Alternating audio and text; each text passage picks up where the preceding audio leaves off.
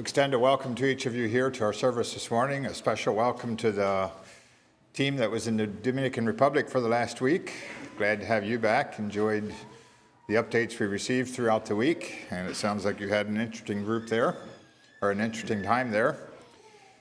Also recognize there are some people here today because of a wedding. Actually, there were a couple weddings here in the area yesterday.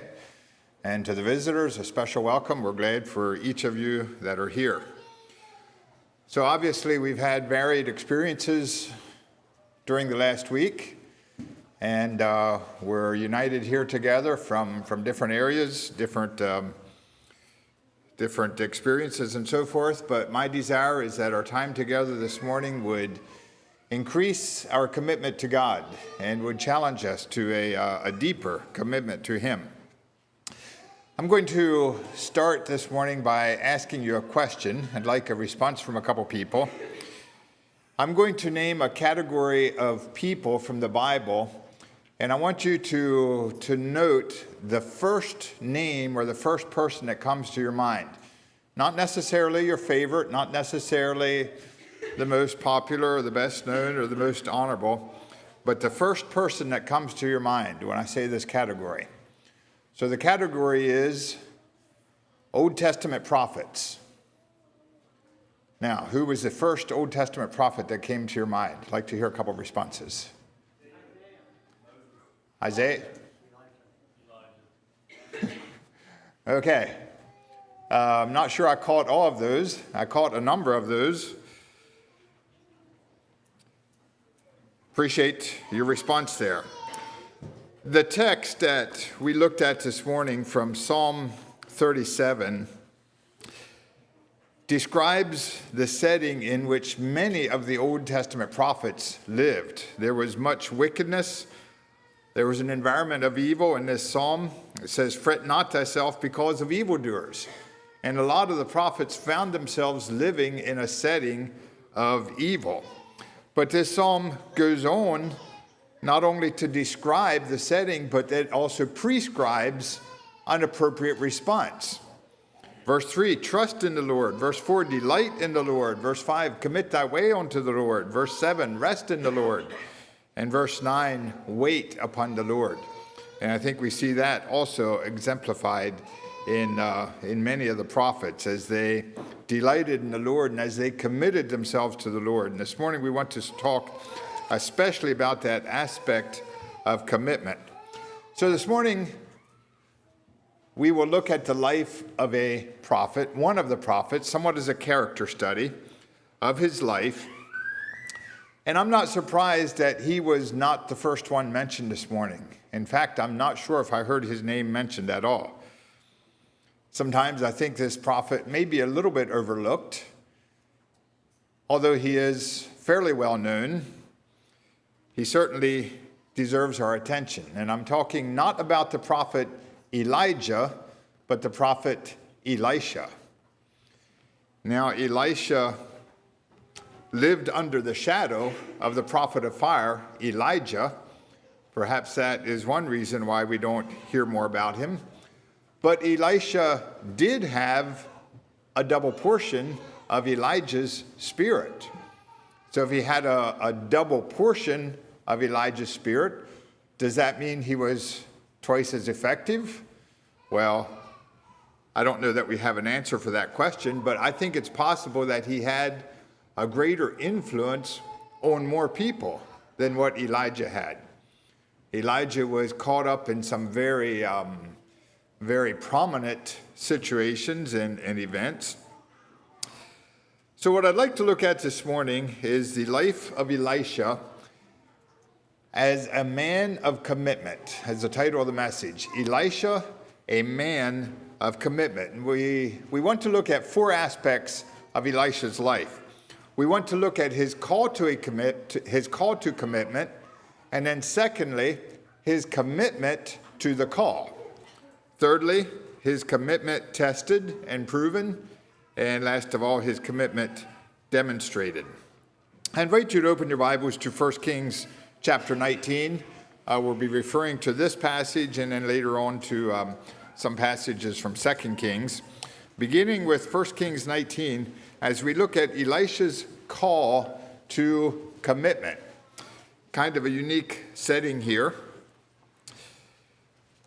And just to give you a little bit of background, what led up to this setting? This was during the time of the ministry of the prophet Elijah. And just prior to this, Elijah had his famous showdown on Mount Carmel with the prophets of Baal. Obviously a very emotional experience, a very demanding experience, a time that definitely took a lot of emotional and spiritual energy.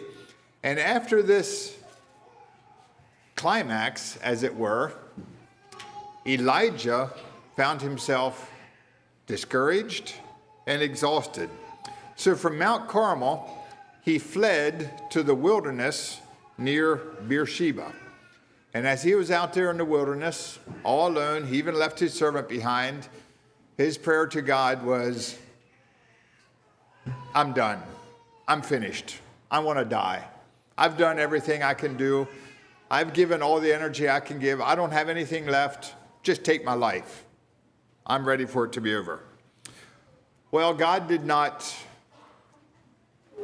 choose to take Elijah's life at that point. Instead, he said, I still have a message for you. I have a place for you to go. I want you to go to Mount Horeb. And apparently this was a 40 days journey away. Mount Horeb, which is also known as the Mountain of God. And it was on Mount Horeb that Elijah heard the voice of God.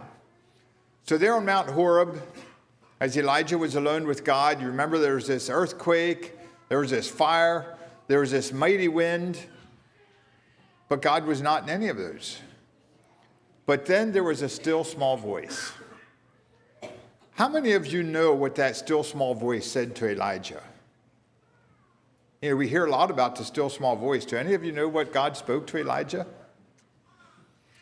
Basically, what God said is, you need some help. And he told them that you need to anoint a new prophet to take your place. Go anoint prophet Elisha. So it's interesting that in Elijah's time of discouragement and depression, God told him, go find some support. Go find someone who can work with you and eventually become prophet in your place. So from Mount Horeb, it appears like Elijah went directly to the fields where he found Elisha plowing in the fields. And that's where the account begins here. 1 Kings 19, verse 19. So he departed thence. This is talking about Elijah. He left the mountain, Mount Horeb.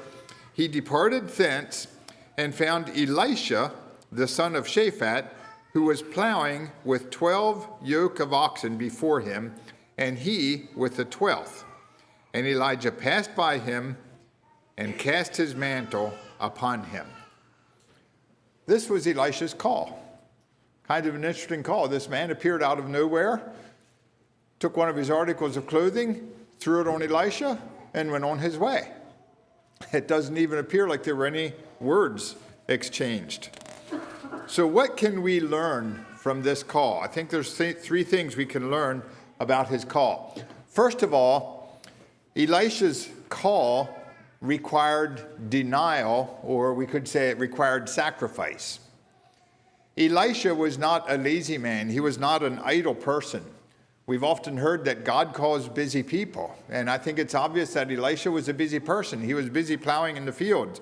It looked like a pretty big-time operation. 12 yoke of oxen before him, and he with the 12th yoke. Now keep in mind,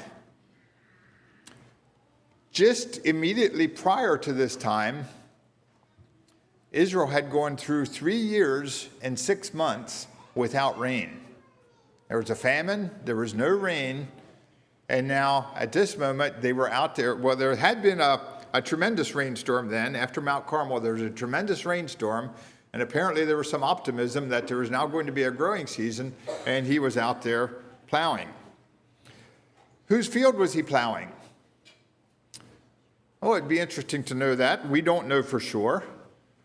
It could be, possibly, that Elisha was just simply a servant of a wealthy man who had lots of servants and lots of oxen, and he was one of those servants. To me, that seems somewhat doubtful. Later on in the account, Elisha sacrificed his oxen and the instruments. I doubt that he would have taken his master's oxen and killed them before he left. Doesn't seem that would be leaving on very good terms. So it doesn't seem to me that he was merely a servant. Perhaps this was a joint effort in the community where there were various farmers who each had their own yoke of oxen, and he said, let's all get together and we'll plow your field today and your field tomorrow and my field the next day, kind of like the old threshing teams that went around from farm to farm. Well, that's a possibility. Again, we don't know for sure. I think there's also the possibility that Elisha's father, Shaphat, was a wealthy man, a big-time farmer. And it could be that when the rains came, this great rain, he said, okay, boys, time to get to work. I think we're going to have a harvest. Let's plant. Get those fields plowed so we can plant. And maybe Elisha was the foreman of the crew. There may have been some hired servants, and he was a foreman, bringing up the rear, as it were, so he could keep his eyes on what was happening ahead of him. So we don't know exactly who the fields and the oxen belonged to, but in any case, I think there was a degree of wealth indicated here in this passage. In these days, for a family to own a donkey was probably considered a blessing. To own a pair of oxen was probably considered a luxury. And in this case, there were 24 oxen in one place after 3.5 years of famine. Why weren't those oxen eaten if people were hungry? I think there was some wealth there. I think there was some means. And it appears to me that Elisha was in a pretty good position with a promising future. Whether he owned some of these oxen, I don't know. Whether his father owned them, I don't know. But it's possible that he was in a position to someday own it all, if he didn't own it already. And his call was to leave all of this behind. This promising future that he had, the wealth that was before him. So the call required denial. This was a call from a peaceful life to one of difficulty and danger and disrespect. He was in a respected position. He was called to a life of disrespect. He was called from a secure future to one of possible poverty. He was called from a life of close interaction with his family, working with his father and his parents and perhaps a larger family. He had to leave that to a life of separation and loneliness. It was a call to denial. And I think of a statement I've heard many times or read many times in the newsletters from IGO, serving in Thailand, where they made the statement, we don't go because it is safe.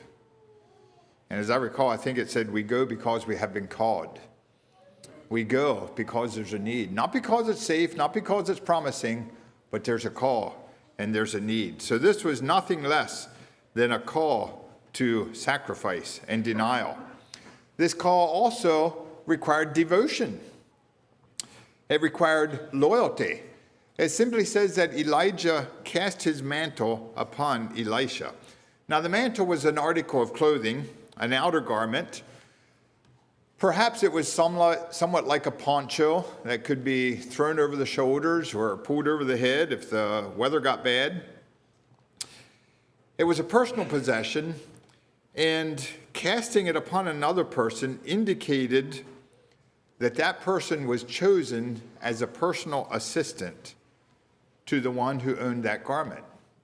So this was a call to loyalty. It was a call to devotion.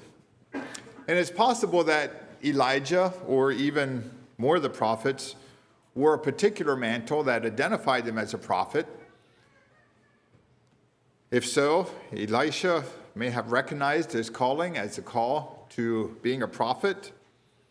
He may have recognized Elijah. I don't know if he did or not. Elijah spent a lot of his time in hiding, so I'm not sure how recognizable he was. But at any rate, this was a call to devotion. It meant going where this person went. It meant walking where he walked. It meant doing what he expected you to do.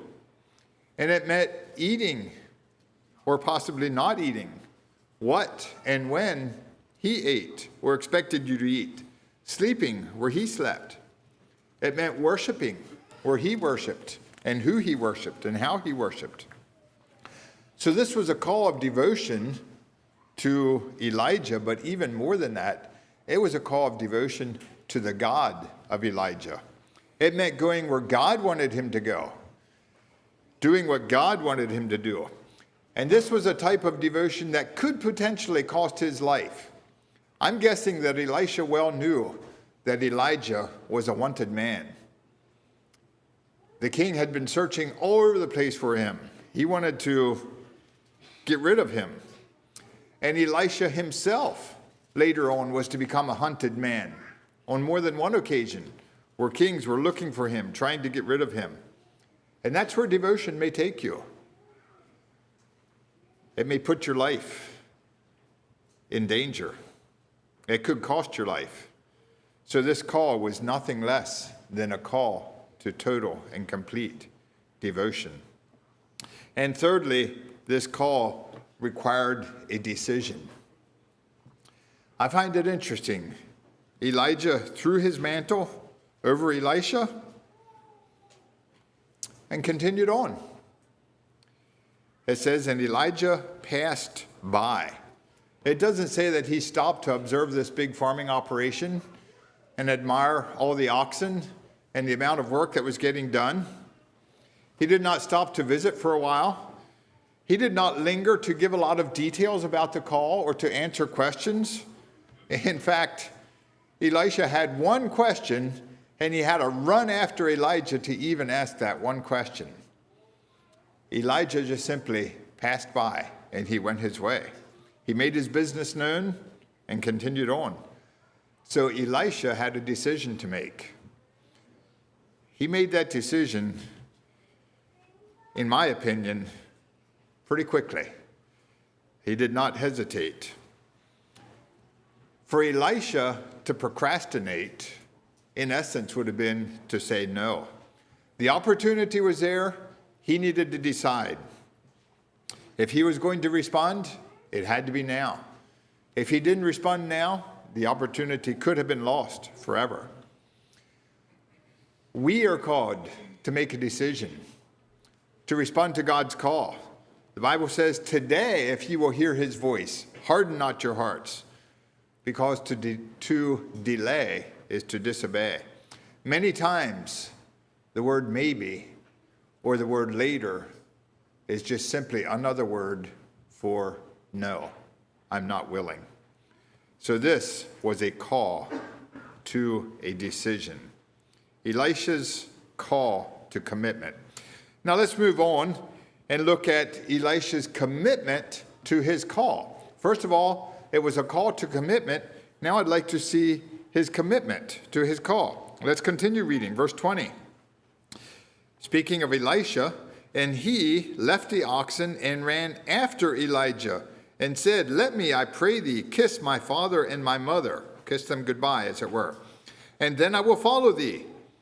And he said unto him, go back again, for what have I done to thee? And he returned back from him and took a yoke of oxen and slew them and boiled their flesh with the instruments of the oxen and gave unto the people, and they did eat. Then he arose and went after Elijah and ministered unto him. So there's three things here I see about Elisha's commitment to his call. First of all, his commitment was courteous, or it was respectful. And I'm thinking here about his relationship to his parents. You know, many times people that are in a mundane situation, a situation of work day after day, may be looking for a way to get out. Something exciting, something thrilling. I want to explore the world. I want to do something interesting instead of here walking behind these oxen hour after hour, day after day. This is boring. I want something different. Some people are looking for an escape. But in Elisha's case, I don't see this as a way out, as an escape route. And I don't see it as rebellion against his authority, because he was showing respect to his authority. This was not a thrill-seeking adventure trip. He was simply reporting back to his authority, to his appearance. I don't know how old Elisha was at this time. I picture him as a young man, but also as a mature man, as a grown man. A man who could make decisions, who could show responsibility, and yet even so, he recognized the role that his parents played in his life. And I believe that commitment to the call of God can always be expressed respectfully. And if you're responding to something that cannot be expressed in a respectful way, it just could be that it's not from God. If it's from God, I'm not saying everyone will agree, but I think you can at least do it respectfully. So Elisha's commitment was courteous. Not only that, but it was complete. It was total.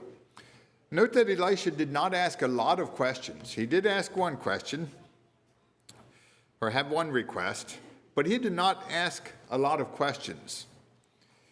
He hardly even had a chance to, even if he wanted to, because Elijah passed by so quickly. He didn't ask, well, what if this, or what about that, or how long, or where, how much? I'm sure there's all kinds of questions that went through his mind. I'm sure there were questions that would have gone through my mind. And if you would have been in that situation, there are questions that would have gone through your mind. But Elisha's commitment was not conditional. It was not conditional on the answers to all these questions. It did not depend on answers. He was basically signing a blank contract. Elijah was saying, come, this is the call. And Elisha was responding. His commitment to the call was a commitment for whatever, wherever, whenever, however. That was total commitment. I find that challenging for my life. His commitment was total. He did not ask questions, nor did he reserve escape routes. He had this yoke of oxen that he had been working with. Seems to me it would have been kind of handy to just, keep them in reserve, just in case this doesn't work out. I can always come back and continue plowing. But no, he slew his oxen, boiled their flesh, he burned their equipment, perhaps the yoke, perhaps the plow, everything that was with him, he burned it. He burned his bridges behind him. There was no turning back. There was nothing that he was going to come back to. He was giving up his old ways. He was giving up anything that could be a hindrance or a distraction to his commitment. God called him. He was committed to the call, and there were no strings attached. There was nothing that was going to bring him back. He freed himself to serve without response. His commitment was complete. It was total. And thirdly, his commitment was communal. It was public. This was not just something private between him and God. This was not something, I'm really not sure about this. I hope not too many people find out what I'm doing. They might think it's pretty radical. They might think I'm losing my marbles. I'm just going to kind of keep this to myself. But no, he made his commitment public. I think this was quite an event here. He not only had an ox roast, he roasted 2 oxen. That could feed a lot of people. It says he gave unto the people. I think this was kind of a public farewell, as it were, a public commitment, a public statement, a public declaration of his intentions. He left no doubt about what he was committed to do, and he didn't keep it a secret in case it didn't work out. And he was not ashamed of his commitment to God's call. How do you respond to God's call? Is it with a degree of embarrassment or shame You just want to keep it a little bit hidden? You know, God is looking for people who are not ashamed of him, who are not ashamed to stand up and make their commitment to him public. He's looking for people that are not ashamed to be identified with him, who are not ashamed to follow him anywhere he may call. God is looking for people who are not ashamed to make some decisions that some people might think are just a little bit ridiculous. God is looking for people who are not ashamed to give up their financial security in order to follow where he calls. He's looking for people who are not ashamed to step into an unknown future. We like to have our answers.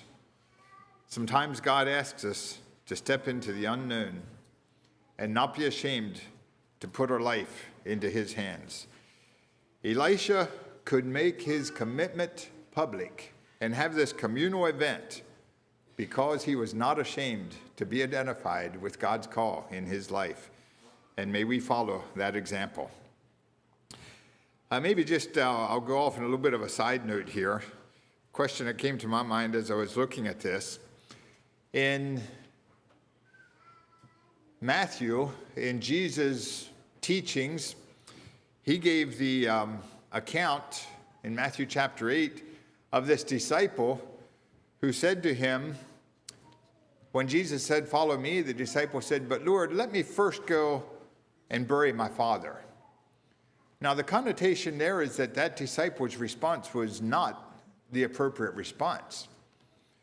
So how does that compare to Elisha's response, where he come back to Elijah and said, let me go back to my parents? Well, I think there is a difference. In Elisha's response, I don't see any indication here of a divided heart, where I want to just stay at home. The account Jesus mentioned, I want to bury my parents. In other words, I want to stay here as long as my parents are alive. I don't want to leave my parents. After my parents are gone, then I'll reconsider. That's not what I see from Elisha. He's saying, I'm going to tell them what I'm planning to do. I'm going to kiss them goodbye. I'm going to say farewell. And from Elijah, I don't see any word of reproof to this. In fact, his response here seems a little bit vague. When Elisha said, "Let me go back to my parents," Elijah said, "Go back again, for what have I done to thee?" What does he mean by that? Well, I'm not sure exactly. Someone suggested that that we could paraphrase this to say, by all means go back. If you realize what this call means that I gave, you need to go back and say farewell, because you may not see your parents again. For what have I done to you? If you really understand what this means, yes, you need to say farewell. Let's move on to the third aspect, Elisha's commitment tested and proven. Now we've been talking about Elisha's commitment. What exactly was that commitment?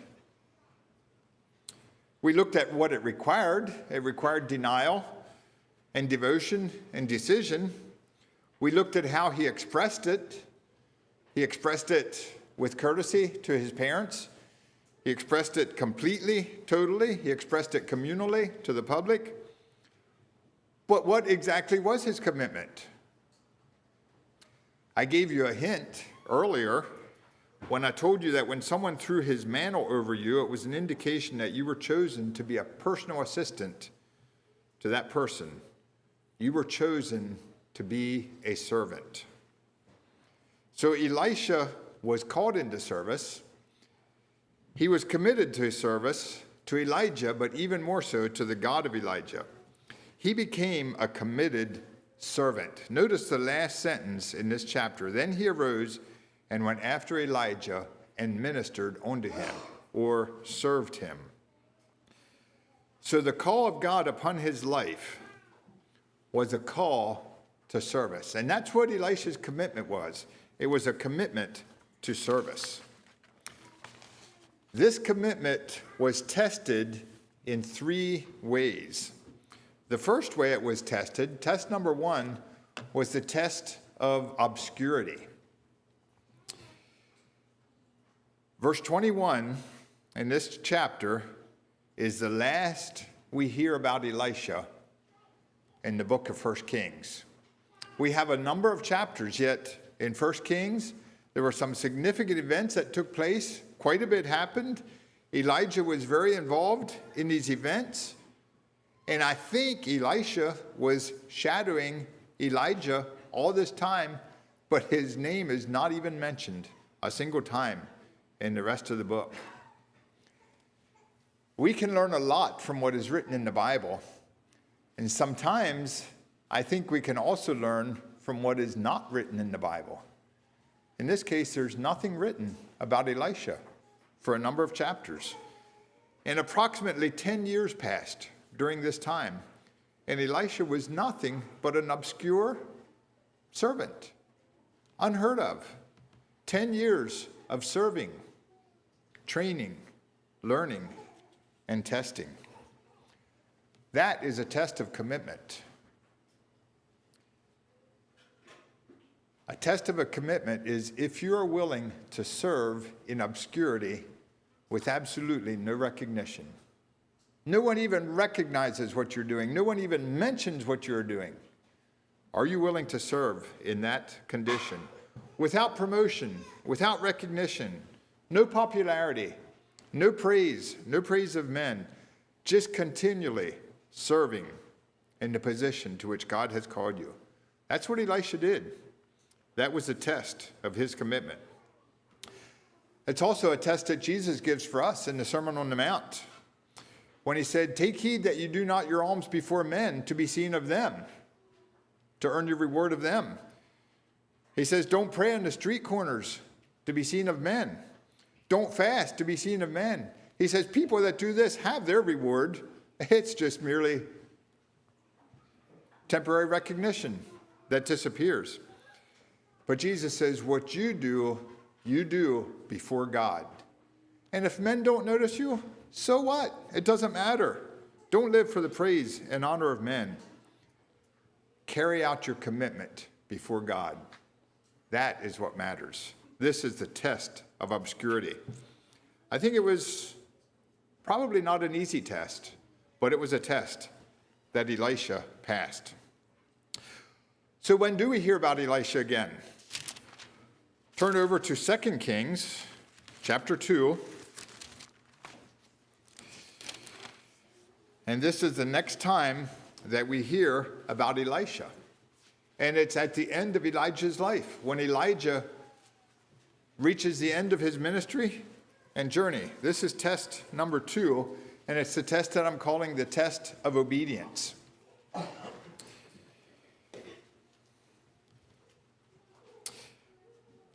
going to read this account here. Read 2 Kings chapter 2, beginning at verse 1. "And it came to pass, when the Lord would take up Elijah into heaven by a whirlwind, that Elijah went with Elisha," it's the first time he's mentioned for quite a few chapters, "from Gilgal. And Elijah said unto Elisha, Tarry here, I pray thee, for the Lord hath sent me to Bethel. And Elisha said unto him, As the Lord liveth, and as thy soul liveth, I will not leave thee. So they went down to Bethel. And the sons of the prophets that were at Bethel came forth to Elisha and said unto him, Knowest thou that the Lord will take away thy master from thy head today?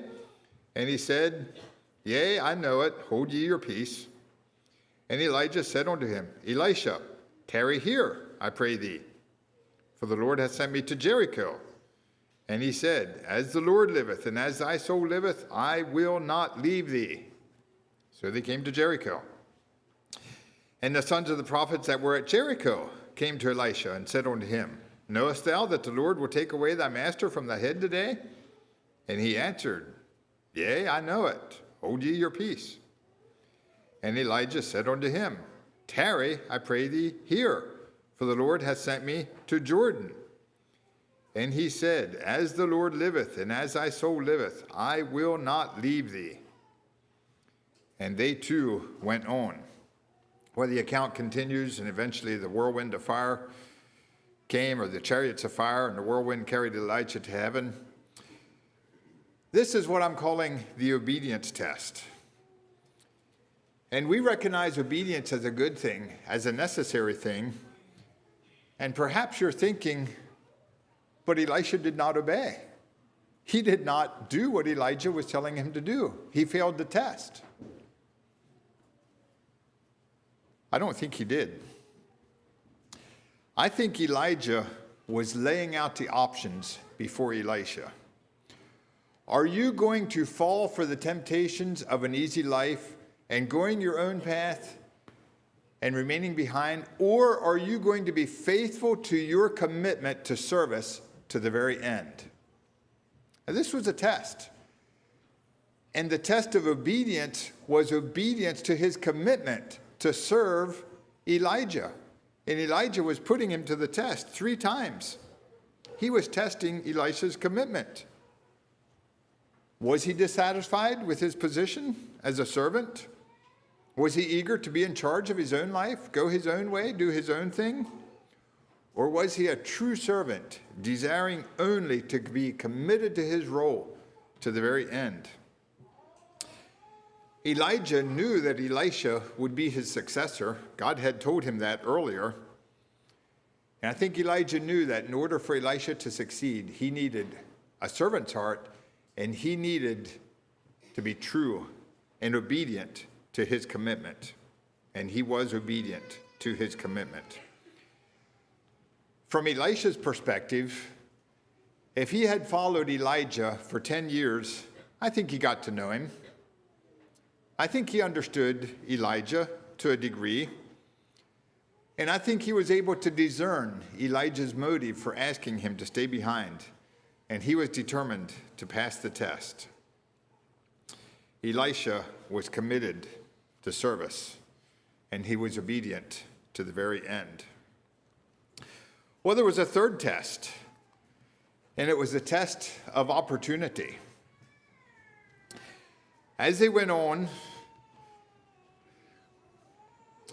they crossed the Jordan in miraculous means. And it came to pass, verse 9, when they were going over, that Elijah said unto Elisha, ask what I shall do for thee before I be taken away from thee. That was an opportunity. Here comes Elijah, this prophet of God. What do you want? I'm soon going to disappear. I'm giving you one chance to ask for whatever you want before I'm going. What do you want? That's an opportunity. What's going through your mind? What would you have asked for if Elijah would have asked you, what do you want? Would he ask for wealth? Would he ask for pleasure? Would he ask for a life of ease? Would he ask for deliverance from all of his enemies? Like Elijah, I know, people have been seeking your life. They might be seeking my life. I ask for deliverance from my enemies. Elisha didn't ask for any of that. He did not ask for an easy life or an easy ministry or an easy role. He did not ask for something that was easy. Rather, what he asked for was the spirit and power to be able to face whatever came his way. In essence, he was saying, I know my ministry, my commitment will not be easy, so what I need is a double portion of your spirit, which I think he recognized as God's spirit upon him. He was recognizing his dependence on the Spirit of God. That's what I need to enable me to fulfill my commitment. He knew he could not succeed without it. And he wanted whatever it took for him to be able to continue to be faithful to his calling. That was the test of opportunity, the opportunity that was given to him. Well, I have a fourth aspect of Elisha's life, and that is Elisha's commitment demonstrated and recognized. And frankly, I can't go into a lot of detail on this point because this point lasts the rest of Elisha's life. The rest of his life was a demonstration of his commitment, and it was a demonstration of the spiritual power that resulted from that commitment that was upon his life. And for the next 7 chapters, we have story after story after story of events that took place in which this commitment on the part of Elisha was demonstrated through his faith.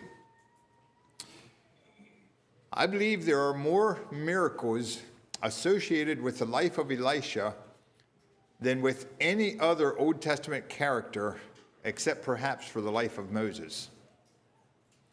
Miracle after miracle. Just a quick overview. Like I said, I can't go into detail.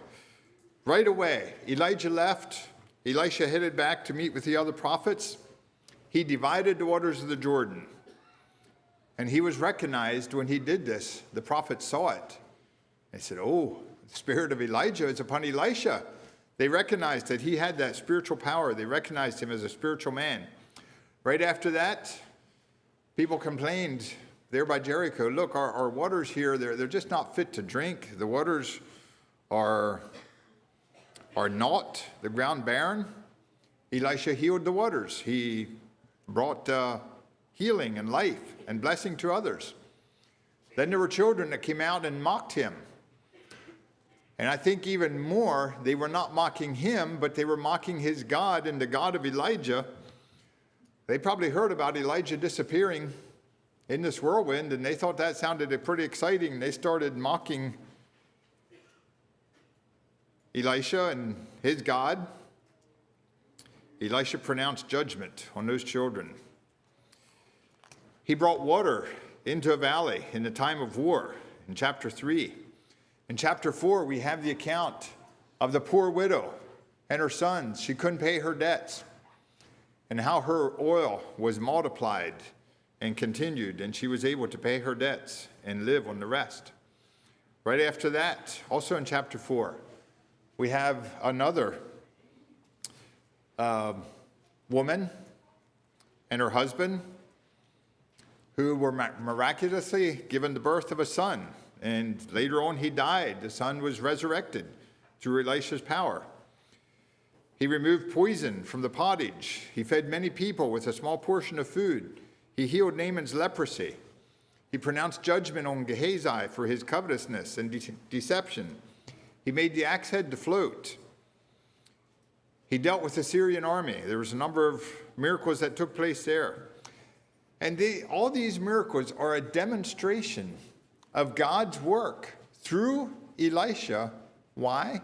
Because of his commitment and his faithfulness to that commitment. They show his spiritual perception.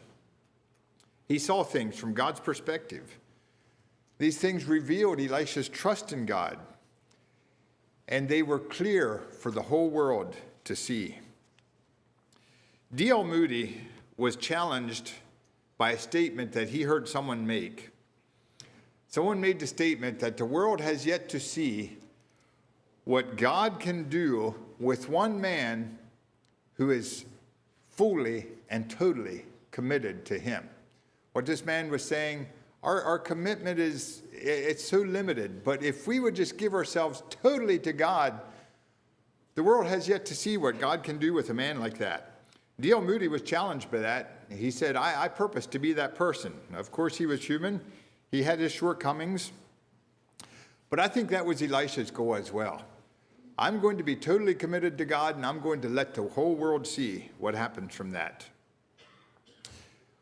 What does the world see when they look at you?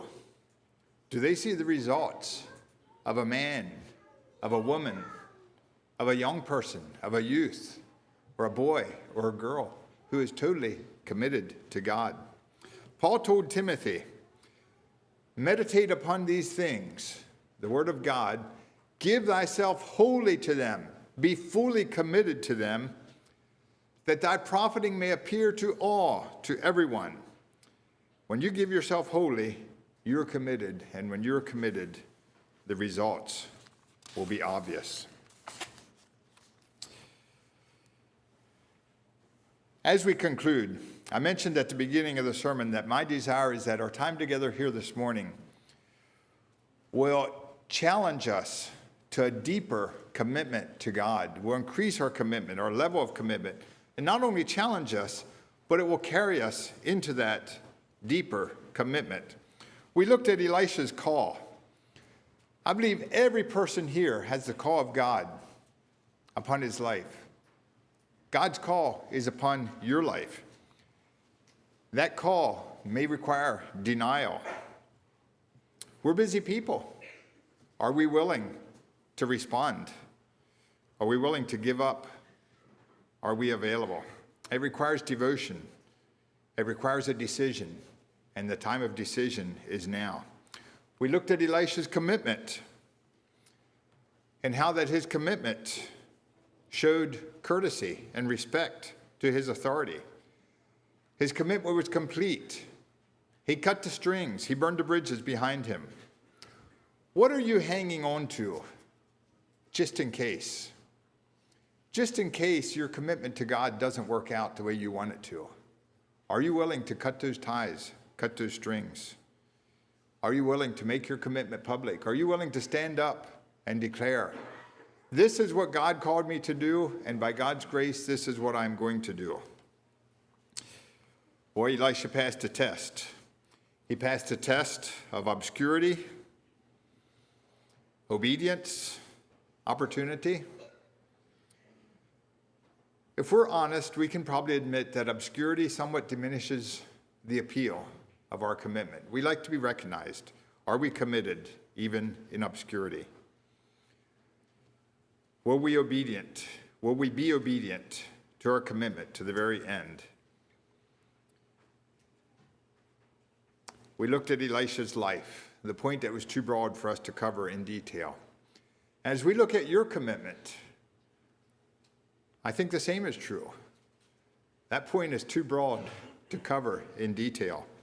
If you have the commitment of Elisha, the testimony of your life will go to the day of your death and beyond. It will continue for generations.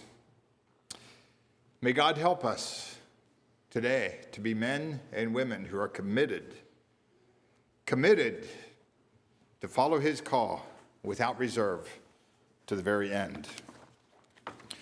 Our custom here is to kneel for prayer, and if you care to do so, you may join us as we kneel.